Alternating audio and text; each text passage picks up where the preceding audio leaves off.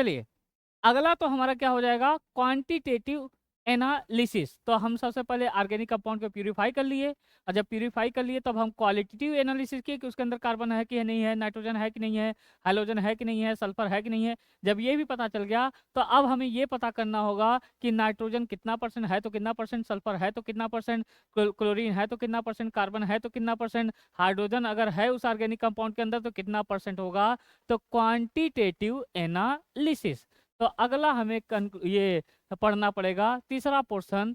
तो quantitative analysis सब बहुत इंपॉर्टेंट है, ये सब आए हुए क्वेश्चन है। क्वांटिटेटिव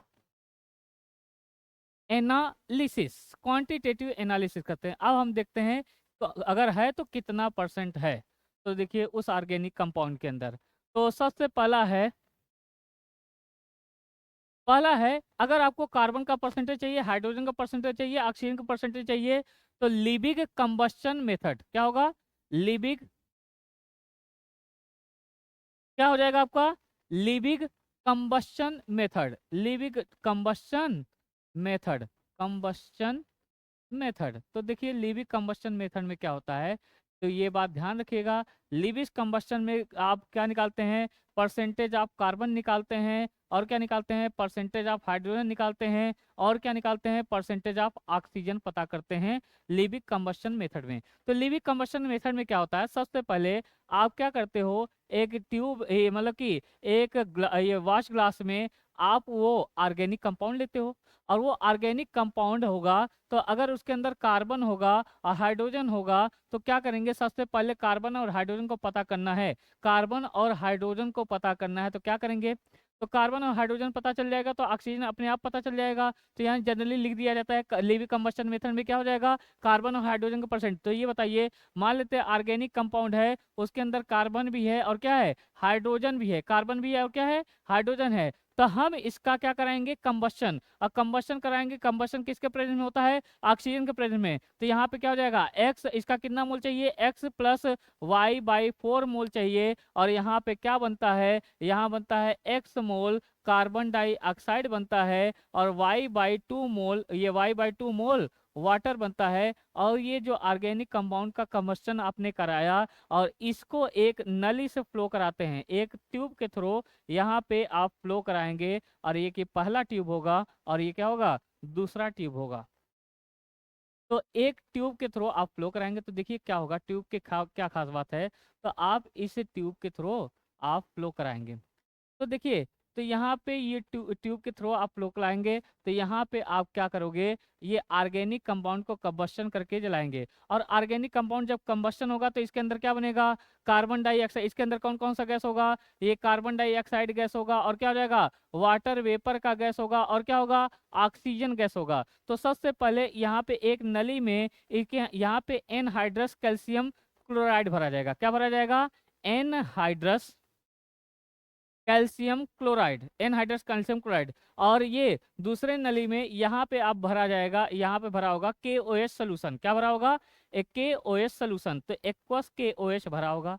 तो देखिए इससे क्या ये क्या होगा, अगर बताओ यहाँ पे बताइए, यहाँ इसको कंबस्शन, ऑर्गेनिक कंपाउंड का कंबस्शन कराएं, और यहाँ पे क्या बना, कार्बन कार्बन बना, और क्या बना, वाटर का वेपर बना, और ऑक्सीजन गैस इसके थ्रू जाएगा। तो ये बताइए एनहाइड्रस कैल्शियम क्लोराइड क्या करेगा, ये मॉइस्चर को एब्जॉर्ब कर लेगा। क्या कर लेगा, मॉइस्चर को एब्जॉर्ब कर लेगा, absorb moisture, absorb moisture, moisture को एब्जॉर्ब कर लेगा। मॉइस्चर को एब्जॉर्ब करने का मतलब इसमें जो वाटर वेपर बनेगा इसको ये क्या कर लेगा, एब्जॉर्ब कर लेगा, और एब्जॉर्ब कर लेगा तो इसका वेट क्या हो जाएगा, बढ़ जाएगा। अब इसी का वेट तोल लेंगे तो हमें हाइड्रोजन का पता चल जाएगा। अच्छा, तो यहाँ से वाटर एब्जॉर्ब हो गया, तो अब बताओ यहाँ से सिर्फ क्या निकलेगा, कार्बन डाइऑक्साइड निकलेगा, और क्या निकलेगा, ऑक्सीजन। अच्छा, जब इन दोनों को इधर से इसमें से फ्लो कराएंगे तो ये क्या करेगा, KOH क्या करेगा, ये चूंकि बेस है और कार्बन डाइऑक्साइड है, एसिड है, तो ये क्या करेगा, ये कार्बन डाइऑक्साइड को एब्जॉर्ब कर लेगा, और ये कार्बन डाइऑक्साइड को एब्जॉर्ब कर लेगा तो इसका वेट बढ़ जाएगा। तो इसका पहले वेट नाप लेंगे, इसका बाद में वेट नाप लेंगे।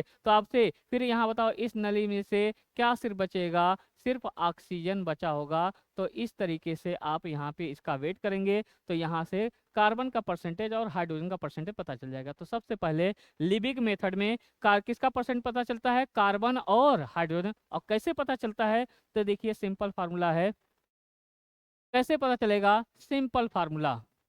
तो सिंपल फार्मूला है, क्या फार्मूला है, कैसे पता चलेगा, कार्बन और हाइड्रोजन का परसेंटेज। तो ध्यान रखिएगा, कार्बन और हाइड्रोजन का परसेंटेज कैसे पता चलेगा, तो कार्बन का परसेंटेज अगर आपको चाहिए, हाइड्रोजन का परसेंटेज चाहिए, percentage of hydrogen, percentage of hydrogen कैसे मिलेगा, वो वाटर से, वाटर का योग करना, वेट करना पड़ेगा। तो वाटर से मिलेगा तो इसका फार्मूला हो जाएगा 2/18। इसमें हाइड्रोजन कितना वेट है वाटर में, 2।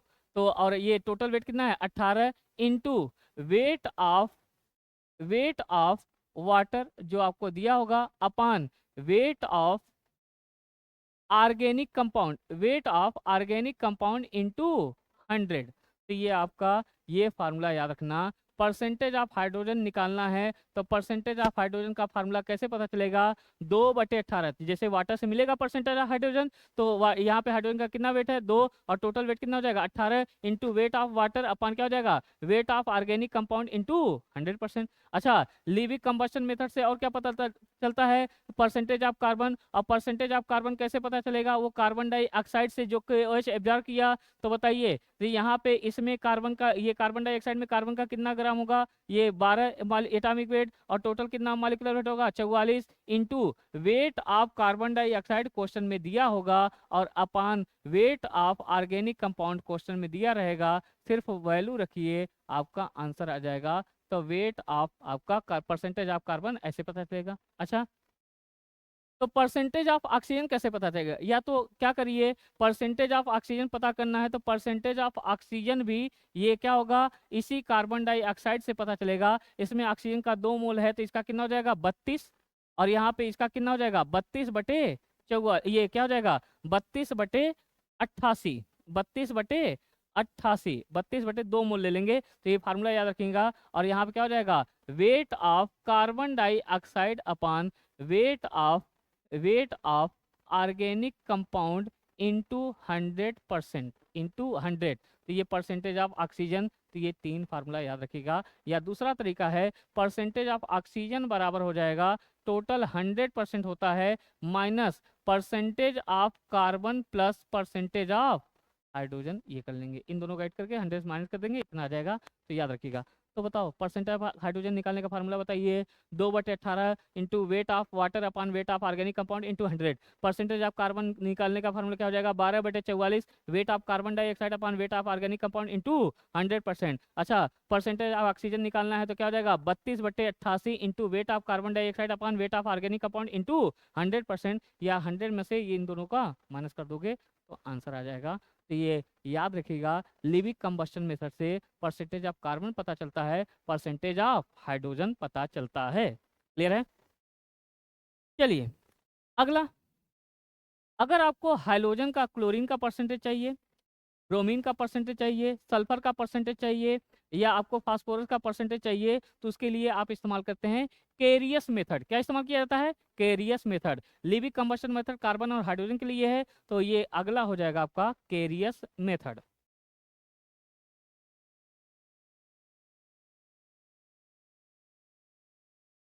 केरियस मेथड, तो केरियस मेथड से आपको पता चलता है परसेंटेज ऑफ हैलोजन, और हैलोजन में क्लोरीन का, ब्रोमीन का, आयोडीन का, ये पता चलेगा। ठीक है।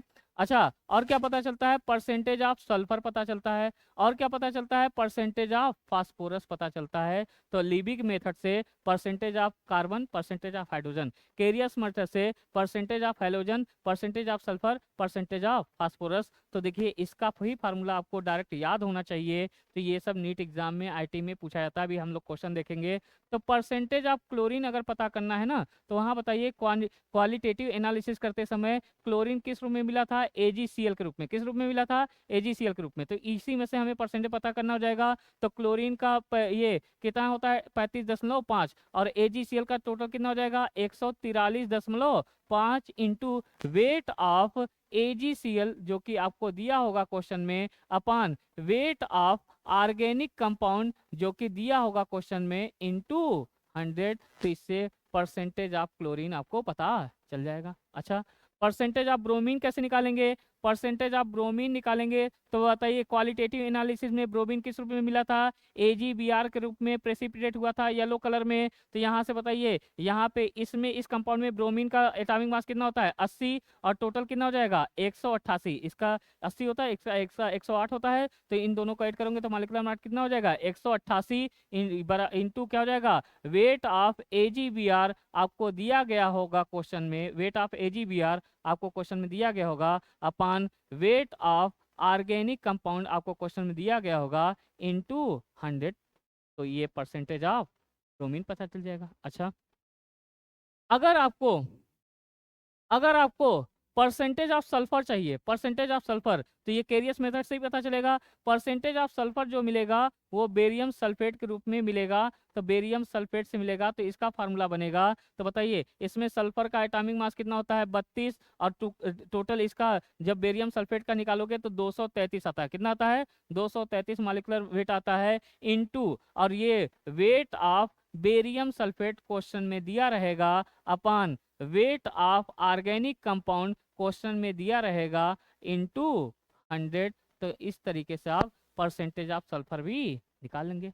अच्छा, और कैरियर मेथड से और क्या निकालते हैं? Percentage of phosphorus. तो परसेंटेज ऑफ फास्फोरस कैसे पता करेंगे? तो देखना, परसेंटेज ऑफ फास्फोरस कैसे पता करेंगे? तो परसेंटेज ऑफ फास्फोरस पता करने का दो तरीका है, दो फार्मूला है एनसीईआरटी में। तो परसेंटेज ऑफ फास्फोरस या तो आप पता करेंगे Mg2P2O7, Mg2P2O7। तो परसेंटेज ऑफ नाइट्रोजन, ये फास्फोरस पता करने के लिए Mg2P2O7 इस रूप में करेंगे, तो यहाँ पे इसका फार्मूला हो जाएगा आपका। तो इसमें फास्फोरस का 31 होता है, तो दो फास्फोरस है तो 31 दूना 62, और इसका टोटल मॉलिक्यूलर मास निकालेंगे तो इसका आ जाएगा 222। कितना आ जाएगा? 222, क्योंकि मैग्नीशियम का होता है 24, फास्फोरस का होता है 31, ऑक्सीजन का होता है 16। तो जब कैलकुलेट करेंगे तो 222, और क्वेश्चन में दिया रहेगा वेट ऑफ, क्या हो जाएगा आपको? Mg2P2O7 अपान वेट ऑफ, अपान क्या हो जाएगा? Wait of organic compound, weight of organic compound into 100%। तो यहाँ से क्या पता चल जाएगा आपको? Percentage of phosphorus. क्या पता चलेगा? Percentage of phosphorus. अच्छा, बताइएगा अगला, परसेंटेज ऑफ फास्फोरस। तो परसेंटेज ऑफ फास्फोरस निकालने का एक और फार्मूला है। तो अभी आपने क्वालिटेटिव एनालिसिस में आपने ये क्या बनाया था फास्फोरस को एनालिसिस करने के लिए? तो किस रूप में मिला था? Ammonium phosphomolybdate. किस रूप में मिला था? Ammonium phosphomolybdate, ammonium phosphomolybdate. तो यहाँ पे क्या, अमोनियम फास्फोमालिब्डेट का ये NH4 का होल थ्राइड PO4.12MO, और ये क्या हो जाएगा? O3। तो इसमें से निकालना है, तो बताइए इसमें देखना, इसमें एक फास्फोरस है तो फास्फोरस का कितना होता है? 31, और टोटल इसका जब मास निकालेंगे ना तो 1837 आएगा। कितना आएगा? 1837। कितना आएगा? 1837। और आपको क्वेश्चन में दिया रहेगा वेट ऑफ अमोनियम फास्फोमालिब्डेट। क्या दिया रहेगा? वेट ऑफ अमोनियम फास्फोमालिब्डेट आपको दिया रहेगा। वेट ऑफ अमोनियम फास्फोमालिब्डेट दिया रहेगा अपान वेट ऑफ आपको दिया रहेगा ऑर्गेनिक कंपाउंड इनटू 100। इस फार्मूले से भी निकाल सकते हैं, ये भी क्वेश्चन आया हुआ है। तो ये क्लियर है? तो सिंपल देखो, सिंपल आपका कि आपको यहाँ से दिखना, लिबिक मेथड से क्या पता चलता है? परसेंटेज ऑफ हाइड्रोजन और percentage of carbon. Liebig method से percentage of hydrogen, percentage of carbon. Living method से परसेंटेज ऑफ कार्बन और परसेंटेज ऑफ हाइड्रोजन, और ये कैरियस मेथड से परसेंटेज ऑफ हैलोजन पता चलता है, percentage of sulphur, percentage of phosphorus. तो परसेंटेज ऑफ क्लोरीन कैसे पता चलेगा? तो AgCl से पता चलता है। परसेंटेज ऑफ क्लोरीन के निकालने का फार्मूला क्या हो जाएगा? 35.5 अपान 143.5 into weight of AgCl upon weight of organic compound into 100। ये आपको दिया रहेगा क्वेश्चन में। अच्छा, परसेंटेज ऑफ ब्रोमीन निकालना है, तो बताइए क्या हो जाए? फार्मूला लगाएंगे 80/188 into weight of organic AgBr दिया रहेगा अपान वेट ऑफ ऑर्गेनिक कंपाउंड दिया रहेगा इंटू 100। तो ये इससे निकल जाएगा। अच्छा, परसेंटेज ऑफ सल्फर निकालना है तो इसका फॉर्मूला हो जाएगा 32/233। वेट ऑफ बेरियम सल्फेट दिया रहेगा अपन वेट ऑफ ऑर्गेनिक कंपाउंड दिया रहेगा इनटू 100 ये। अच्छा, फास्फोरस का परसेंटेज पता करना है तो दो फार्मूला हो जाएगा, ए फास्फोरस परसेंटेज फास्फोरस बराबर 62/222 into weight of Mg2P2O7 upon weight of organic compound into 100। अच्छा, दूसरा क्या फार्मूला होता है फास्फोरस का पता करने के लिए? दूसरा फार्मूला होता है आपका, यहाँ से दूसरा फार्मूला क्या हो जाएगा, परसेंटेज ऑफ फास्फोरस क्या हो जाएगा, ये इससे निकालेंगे तो 31/1877। ये 1877 इसको जब कैलकुलेट करेंगे तो कितना आ जाएगा, 31/1877 weight of ammonium phosphomolybdate upon weight of organic compound into 100%। तो ये आपका ये फास्फोरस का भी होगा। अब एक चीज और बता, परसेंटेज ऑफ नाइट्रोजन, तो ये आपका खत्म हो जाएगा। तो अगला हमें निकालना है percentage of nitrogen. Percentage of nitrogen निकालने का दो तरीका, एक होता है जेंडाल मेथड और एक क्या होता है ड्यूमा मेथड। तो देखना, तो अगला आपका ये हो जाएगा for nitrogen, percentage of nitrogen. Nitrogen का परसेंटेज निकालना है तो कैसे निकालेंगे? परसेंटेज ऑफ नाइट्रोजन निकालना है तो नाइट्रोजन का परसेंटेज दो तरीके से पता चलता है। एक आपका पता चलता है जेंडाल मेथड और एक की पता चलता है ड्यूमा मेथड। एक होता है जेंडाल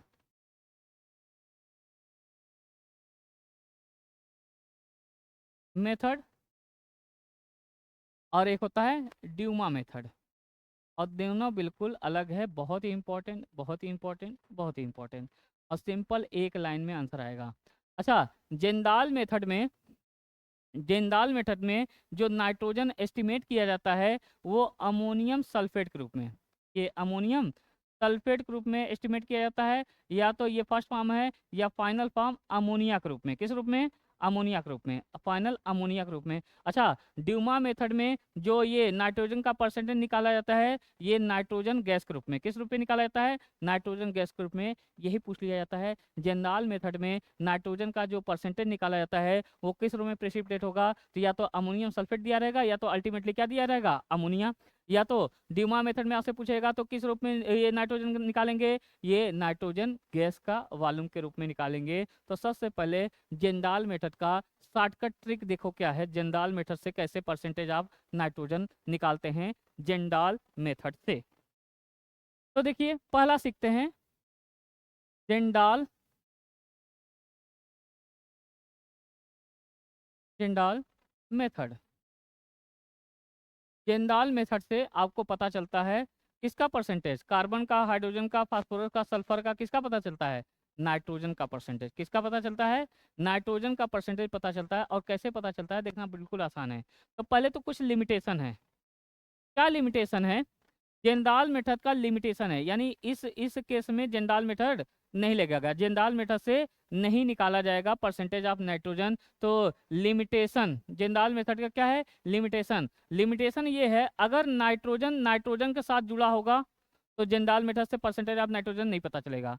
अगर जेंडाल ऑक्सीजन से जुड़ा होगा तो भी जेंडाल मेथड से नाइट्रोजन का परसेंटेज नहीं पता चलेगा। अगर जेंडाल रिंग में होगा तो भी आपको जेंडाल मेथड से परसेंटेज ऑफ नाइट्रोजन नहीं पता चलेगा। तो उसके लिए आपको इस्तेमाल करना पड़ेगा ड्यूमा मेथड। क्या इस्तेमाल करना पड़ेगा? Dumas method. तो यानी कहने का मतलब ये हुआ कि अगर नाइट्रोजन नाइट्रोजन से जुड़ा हो, नाइट्रोजन ऑक्सीजन जुड़ा हो, नाइट्रोजन रिंग से जुड़ा हो, तो इस कंडीशन पे percentage of nitrogen Kjeldahl method से नहीं निकाला जा सकता। तो यहाँ पे लिख सकते हैं इस कंडीशन पर, कंडीशन पर percentage of nitrogen Kjeldahl method से नहीं निकाला जा सकता। जेंडाल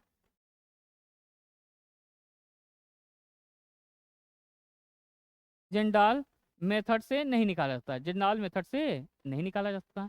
तो जेंडाल मेथड से तो किसमें कहने का मतलब ये हुआ, जैसे कहने का एग्जाम्पल का तौर पे ये, जैसे ये बताओ ये अगर नाइट्रोजन ये NO2 नाइट्रो में है तो नाइट्रोजन ऑक्सीजन जुड़ा है तो जेंडाल मेथड से नहीं, यानी नाइट्रो कंपाउंड में जेंडाल मेथड से नाइट्रोजन का परसेंटेज नहीं निकाल सकते। अच्छा, अगर नाइट्रोजन नाइट्रोजन से जुड़ा हो यानी ये एजो कंपाउंड, ये कैसा है, एजो कंपाउंड, और एजो कंपाउंड में भी पर ये परसेंटेज ऑफ नाइट्रोजन आप जेंडाल मेथड से नहीं निकाल सकते, ड्यूमा मेथड से निकालेंगे। अच्छा, जैसे या कह लीजिए ये अगर ये रिंग में लगा हो, नाइट्रोजन किस में हो, रिंग में लगा हो तो यानी रिंग में पिरिडीन में, तो पिरिडीन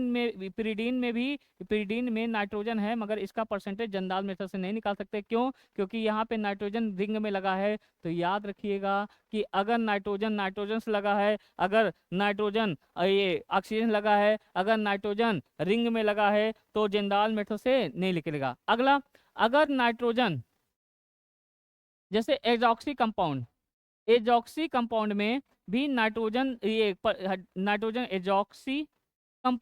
एजॉक्सी कंपाउंड में भी परसेंटेज ऑफ नाइट्रोजन जंदाल मेथड से निकल। पहले तो ये लिमिटेशन याद रहे, लिमिटेशन भी नीट एग्जाम में आया, ये आईआईटी में आया, नीट में आया। तो ये जितनी चीज़ें बता रहे हैं ये समरी केवल बता रहे हैं और थोड़ा सा समराइज करके बता रहे हैं, डिटेल में नहीं बता रहे हैं। फिर भी कोशिश कर रहे हैं कि आपको ज़्यादा से ज़्यादा आपको गेन हो जाए। ठीक है, अच्छा तो देखना क्या होता है जिंदाल मेथड में, कैसे परसेंटेज ऑफ नाइट्रोजन निकाला जाता है। तो सबसे पहले क्या करते हैं आप, इसमें ऑर्गेनिक कंपाउंड लेते हैं जिसके अंदर नाइट्रोजन होगा, ऑर्गेनिक कंपाउंड लेते हैं जिसके अंदर क्या होगा, नाइट्रोजन होगा, और इसी के अंदर आप डालेंगे सल्फ्यूरिक एसिड। क्या डालेंगे?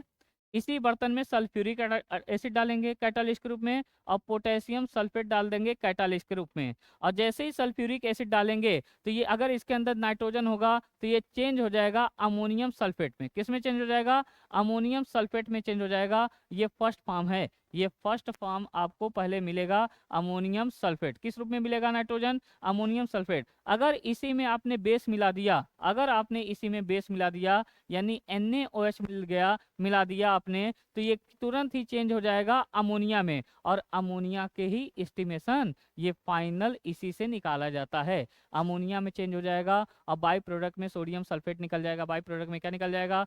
सोडियम सल्फेट निकल जाएगा, और क्या निकल जाएगा? वाटर निकल जाएगा। तो ये बात ध्यान रखिएगा, ये जिंदाल मेथड में ये नाइट्रोजन का एस्टिमेशन किस रूप में होगा? या तो अमोनियम सल्फेट दिया रहेगा, अगर ये नहीं दिया रहेगा तो किस में क्या दिया रहेगा? Ammonia.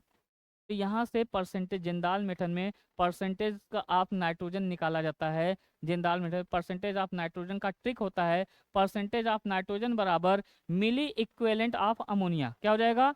Milli equivalent of ammonia. पर जिंदाल मेथड में milli equivalent of ammonia, milli equivalent of ammonia से निकाला जाता है जिंदाल मेथड से परसेंटेज ऑफ नाइट्रोजन। तो जिंदाल मेथड में परसेंटेज ऑफ नाइट्रोजन किससे पता चलता है?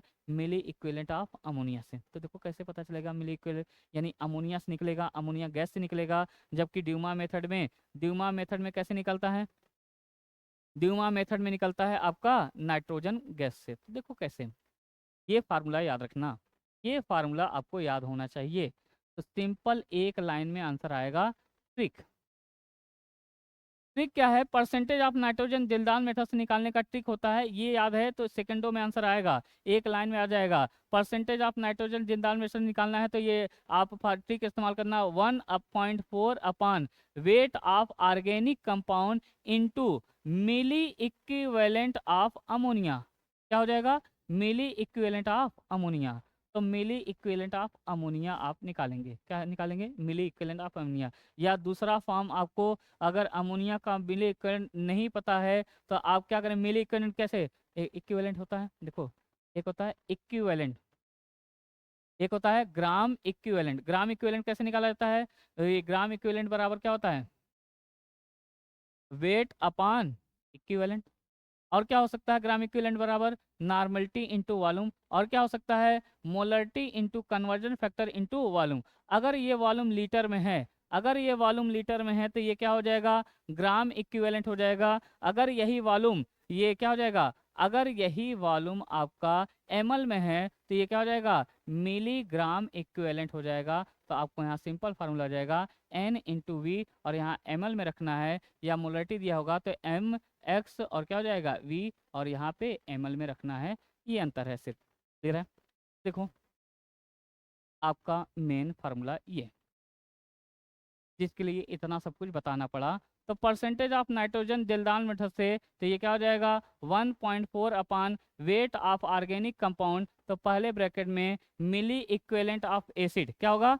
मिली इक्विवेलेंट ऑफ एसिड, एसिड यानी H2SO4 दिया रहेगा, minus milli equivalent of base, क्या दिया रहेगा? Milli equivalent of base into क्या हो जाएगा? Volume made upon volume made upon volume required. बहुत इंपॉर्टेंट, बहुत इंपॉर्टेंट, बहुत ही ज़्यादा important.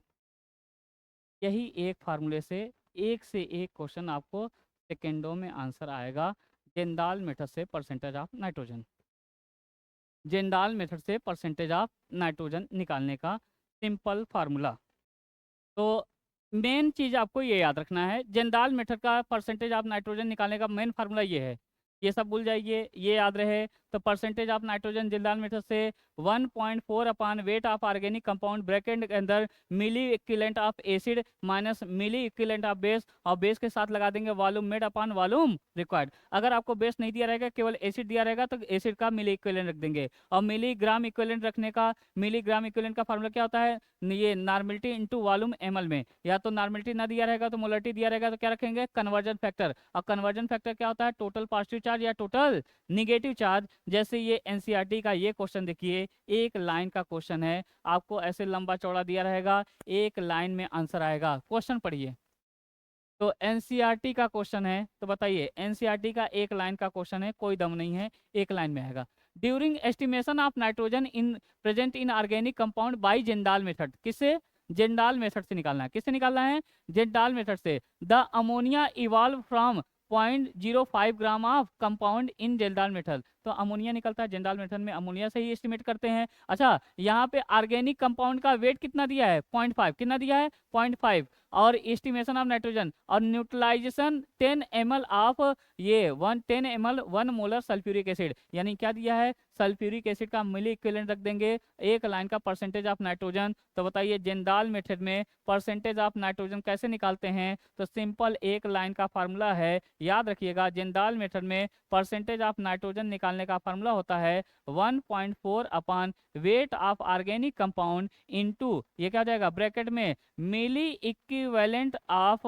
Acid, milli equivalent of acid minus milli equivalent of base अगर दिया होगा तो। और यहाँ पे क्या हो जाएगा, वॉल्यूम मेड अपान क्या हो जाएगा, वॉल्यूम मेड अपान क्या हो जाएगा, volume required. Volume made upon volume क्या हो जाएगा, रिक्वायर्ड। तो यहाँ पे सिंपल आपको फार्मूला दे दिया गया है, आपको यहाँ से दिया है, क्या दिया है, ये 1.4। और वेट ऑफ ऑर्गेनिक कंपाउंड कितना दिया है, 0.5 ग्राम। अच्छा, केवल एसिड दिया है, बेस नहीं दिया, तो बेस वाला नहीं रखेंगे, केवल एसिड वाला रखेंगे। तो एसिड का मिली इक्विवेलेंट कैसे लिखा जाएगा, तो molarity into conversion factor into volume इन ml। तो यहाँ से रख दीजिए, तो ये क्या हो जाएगा, 1.4 अपान क्या हो जाएगा, 0.5 इंटू एसिड का मोलरिटी कितना दिया है, एसिड का मोलरिटी कितनी दिया है, 1 मोलर। और ये बताओ सल्फ्यूरिक एसिड का कन्वर्जन फैक्टर कितना है, 2, क्योंकि इसके पास 2H+ है, तो 2 कन्वर्जन फैक्टर। अच्छा, वॉल्यूम कितना दिया है, 10 ml, और ml में ही रखना है, तो सिंपल इसका कितना आ जाएगा, तो ये बताओ, इससे मल्टीप्लाई होगा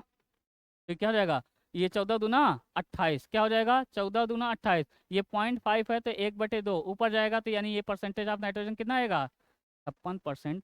एक लाइन में आंसर है, एक लाइन का फार्मूला है, यहाँ पे कितना आ जाएगा, 56%। तो देखिए, जबकि ये इतना लंबा चौड़ा सॉल्व किया है, आपको एक लाइन में आंसर कितना आया है, 56%। कितना आ जाएगा, 56% दे रहे हैं। लास्ट इस टॉपिक का लास्ट क्वेश्चन, लास्ट है ड्यूमा मेथड। और ड्यूमा मेथड बहुत इंपॉर्टेंट, ये भी इंपॉर्टेंट है, Dumas method.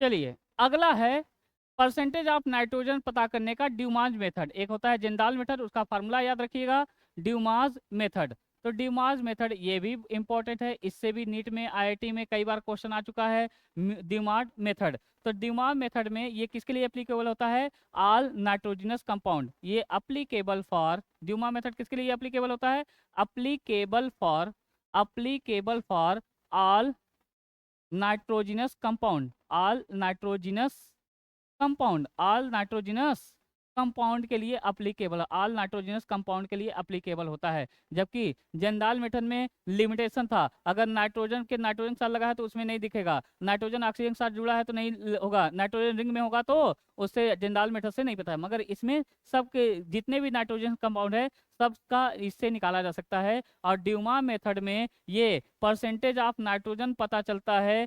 Percentage of nitrogen किससे पता चलता है? नाइट्रोजन गैस के वॉल्यूम से। जबकि उसमें कैसे पता चलता था? अमोनिया से, या अमोनिया से पता चलता था, या अमोनियम सल्फेट से पता चलता था। जबकि ड्यूमा मेथड में परसेंटेज ऑफ नाइट्रोजन कैसे निकालेंगे? ये नाइट्रोजन गैस से निकलता है। जिंडाल मेथड में अमोनिया के से पता चलता था। और ड्यूमान मेथड का ट्रिक होता है परसेंटेज ऑफ नाइट्रोजन, एक लाइन में आंसर आएगा।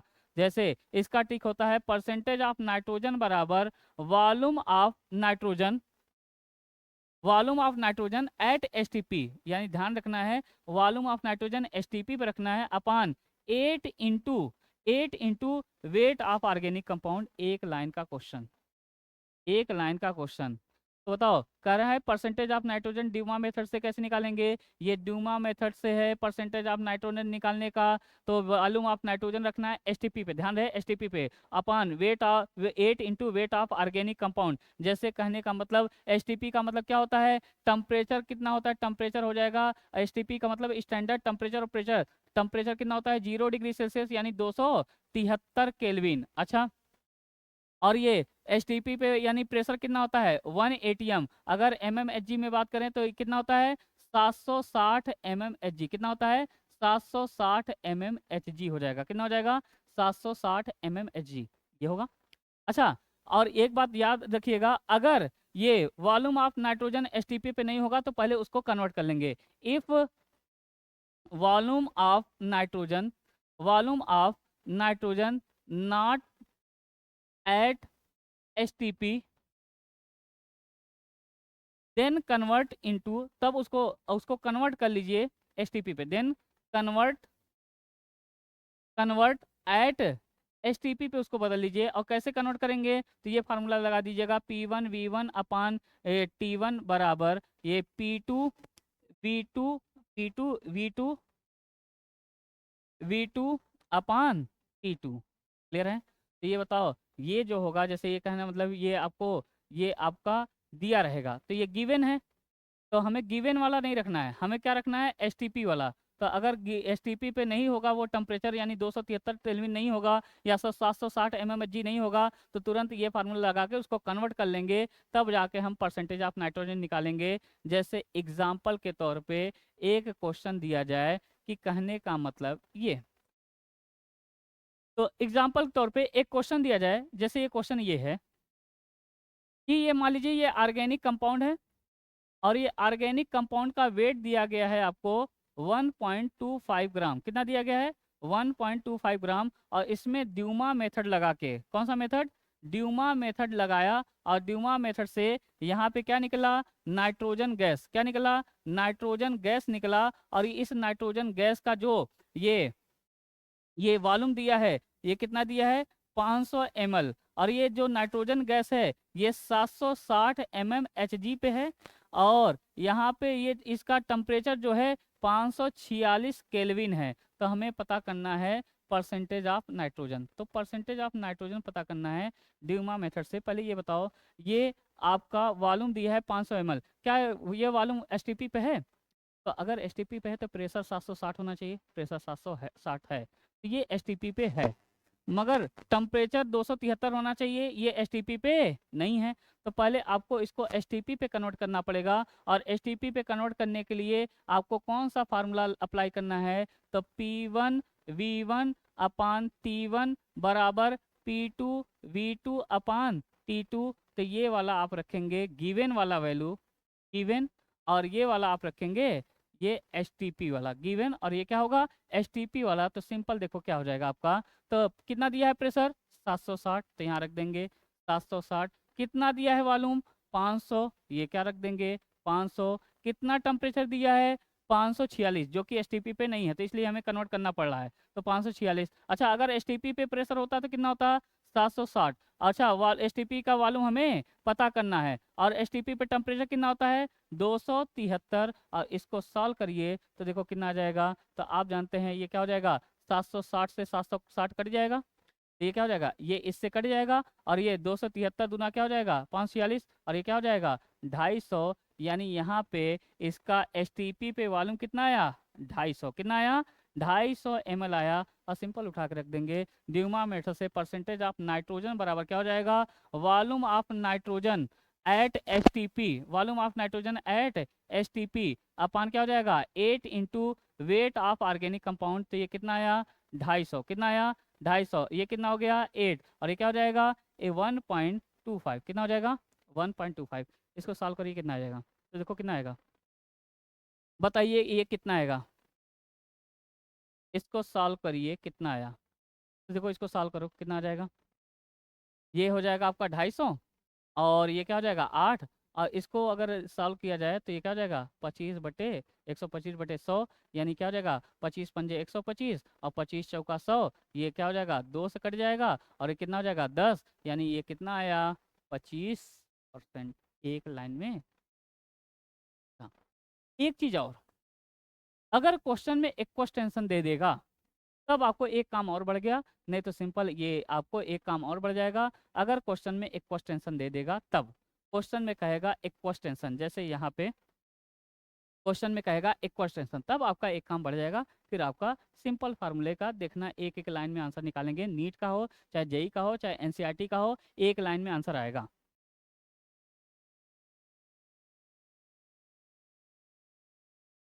देखिए एक चीज और क्या है, if aqueous tension given in question, if aqueous tension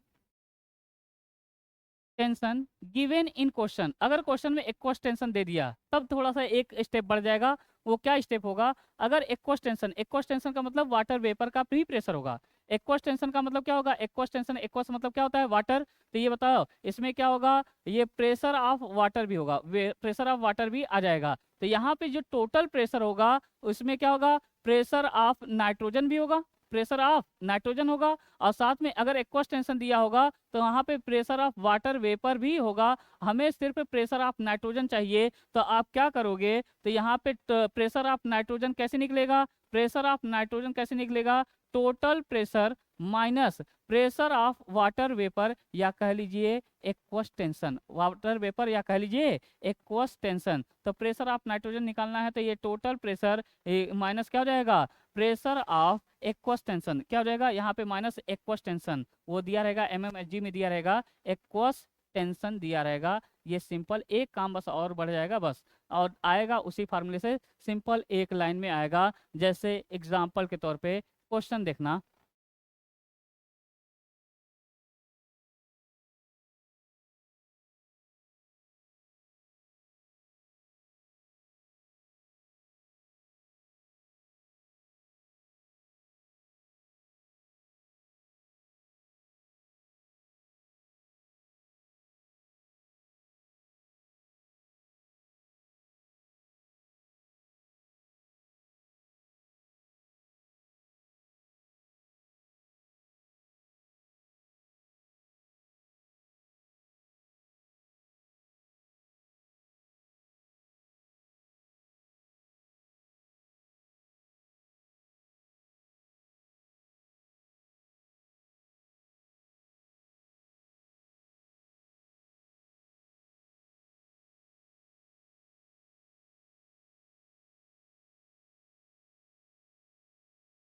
जैसे देखिएगा करा है कि एक Dumas a 1.25 gram of organic compound evolve 500 ml nitrogen gas at 400 mm Hg pressure at 273 Kelvin temperature, the temperature the in Dumas pressure calculate percentage of nitrogen. और यहाँ question में लिख दिया रिक्वेस्ट आंसर बराबर इतना।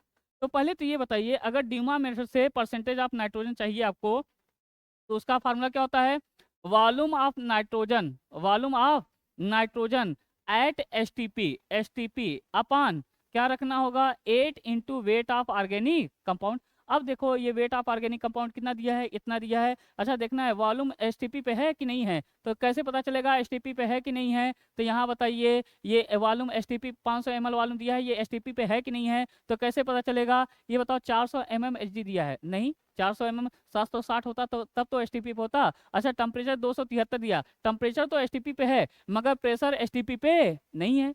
तो ये प्रेशर को आपको बदलना पड़ेगा। और खास कर ध्यान देना, यहाँ पे एक्वस टेंशन दिया है, तो यहाँ पे एक्वस टेंशन दिया है, तो उसको ये टोटल प्रेशर बराबर कितना है, टोटल प्रेशर आपको दिया है, कितना दिया है 400 mm। और यहाँ पे ये क्या है, यहाँ पे इसमें प्रेशर ऑफ नाइट्रोजन भी है और क्या है, प्रेशर ऑफ वाटर वेपर भी है, यानी एक्वस टेंशन भी है। तो यहाँ से प्रेशर ऑफ नाइट्रोजन कितना हो जाएगा, गिवन कितना है, टोटल प्रेशर कितना है 400 और एक्वस टेंशन कितना है 20। तो ये बताइए कितना आ जाएगा, 380 mmHg है। तो ये 380 mmHg ये तो एसटीपी पे नहीं है, क्योंकि अगर एसटीपी होता तो 760 आना चाहिए था। तो इसको क्या करना पड़ेगा, सबसे पहले एसटीपी पे निकालना पड़ेगा। तो एसटीपी पे कैसे निकालेंगे, P1 अपान T1 बराबर क्या हो जाएगा, P2 अपान क्या हो जाएगा, T2 हो जाएगा। और ये बताइए आप इसको मान लीजिए गिवन वाला रखना है जो क्वेश्चन में दिया है, और ये जो वैल्यू रखनी है आपको एसटीपी वाला रखना है। तो जैसे बताइए गिवन प्रेशर कितना दिया है, गिवन प्रेशर,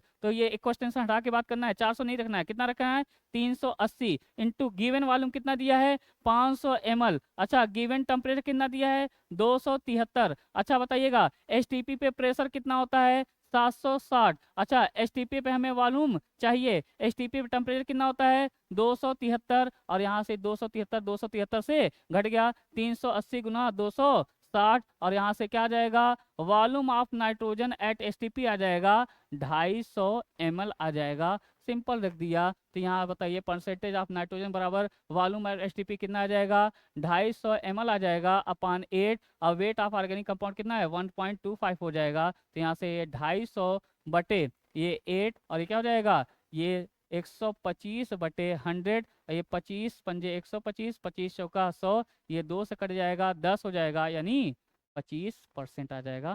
सिंपल ये था आपका ओवरऑल क्वालिटेटिव एनालिसिस।